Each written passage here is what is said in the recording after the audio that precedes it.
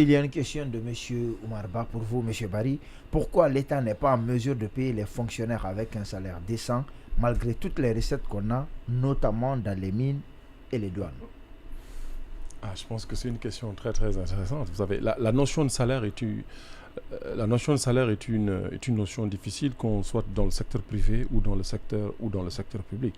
Les recettes que nous percevons du secteur minier ou du secteur industriel ne sont pas que destinées au paiement des dépenses de salaire. L'État a une multitude de charges auxquelles il doit faire face.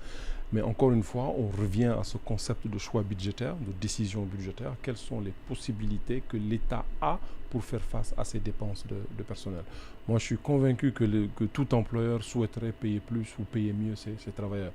Mais vous savez, on paye ce qu'on peut payer. Voilà. L'État de Guinée fait face à une multitude de priorités. Eh bien, cette multitude de priorités, il y a des arbitrages budgétaires qui sont faits. Et si on veut pousser la question plus loin, il y a des économistes qui pensent que pour améliorer le bien-être des fonctionnaires, il faut réduire le nombre pour doubler les salaires. Donc, est-ce qu'on est prêt aujourd'hui à réduire le nombre de fonctionnaires pour avoir des économies budgétaires pour améliorer le paiement? Donc, c'est des techniques administratives qui existent, qui permettent de réduire le nombre d'employés, obtenir des économies substantielles et procéder à une amélioration du paiement des fonctionnaires.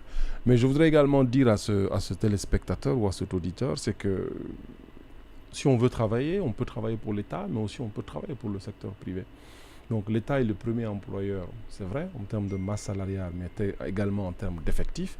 Mais il existe aussi le secteur privé dans lequel vous pouvez venir candidater, faire référence aux dispositions du Code du travail et faire du travail et avancer.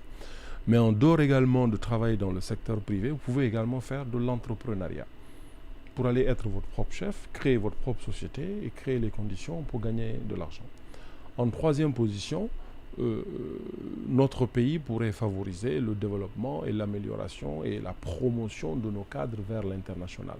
Donc ce serait bien. Aujourd'hui, on voit bien dans le système des Nations Unies, le système de la Banque mondiale, nous voyons bien des nationalités qui prévalent parce que ces pays font l'objet de promotion de la part de leur gouvernement, etc. Ce serait bien que notre pays fasse également la promotion de ces cadres pour les pousser vers ces emplois dans le système de l'international.